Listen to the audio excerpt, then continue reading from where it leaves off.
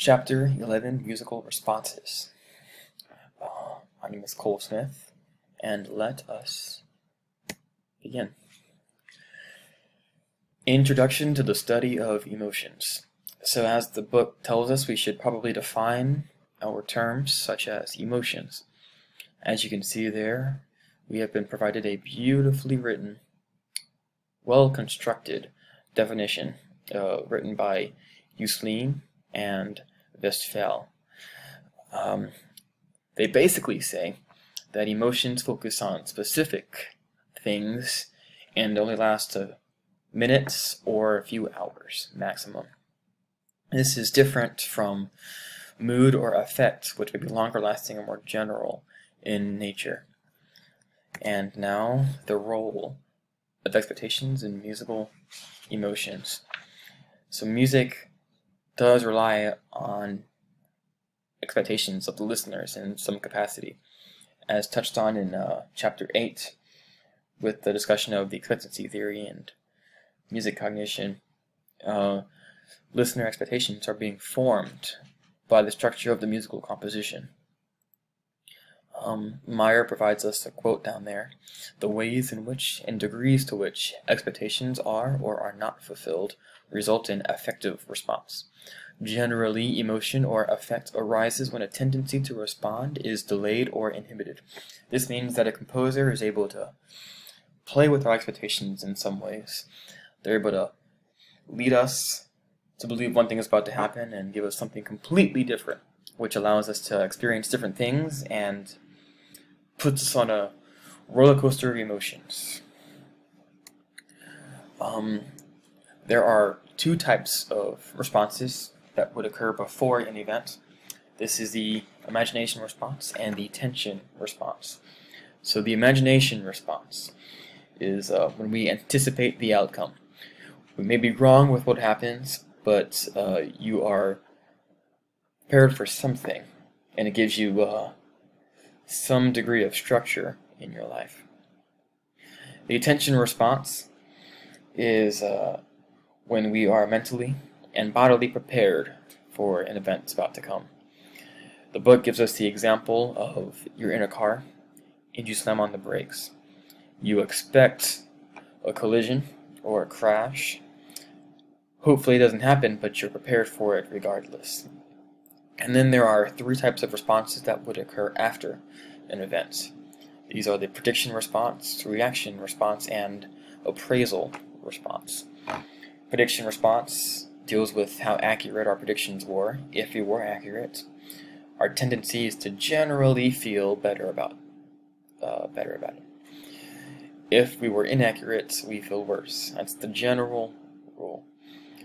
Reaction response, that is the knee-jerk, immediate reaction. That's the one that's almost automatic. The appraisal response is different in that one takes more time.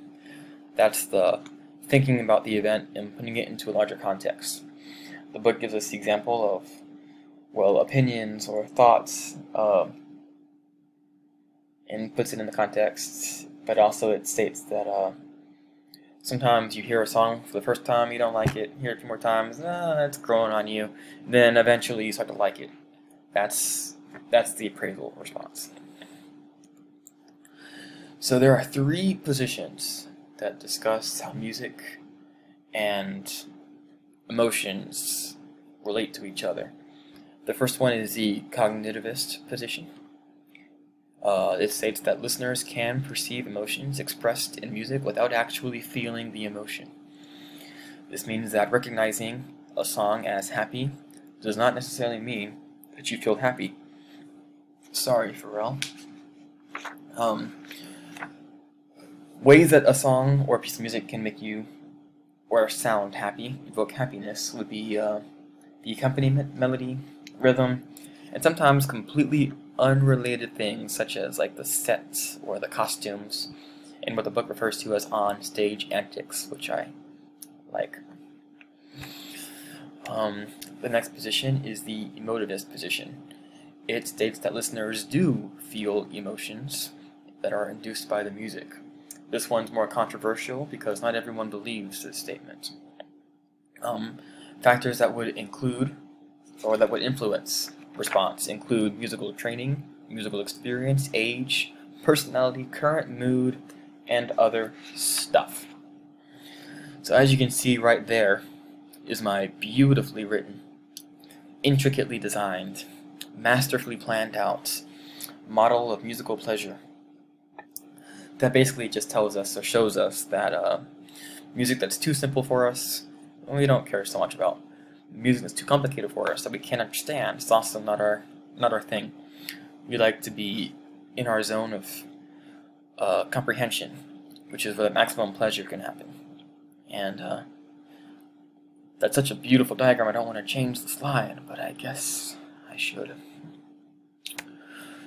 The third position, proposed by Konechny, is the aesthetic trinity theory. This one states that both of the previous positions are possible in some ways, but it also adds the elements that's horribly misspelled of awe, being moved, and thrills. So Konechny looked at the previous studies done about particularly the emotivist position and didn't like it. He thought the evidence was weak to support such a thing. He didn't agree. So he proposed the substitution of aesthetic awe, being moved, thrills and chills as the replacement to musical emotions. He states that musical events last for several minutes, sometimes even hours, evoking different emotions, so it is highly unlikely that a listener could always go through those changes in real time. To conclude, there are several ways in which music can impact people and several variables that contribute to how music conveys emotion, from tempo, tonality, musical experience, to even the setting of a performance. The book goes to mention classical music expects one thing, jazz another, and rock another. Like clapping between movements of a classical piece is not recommended.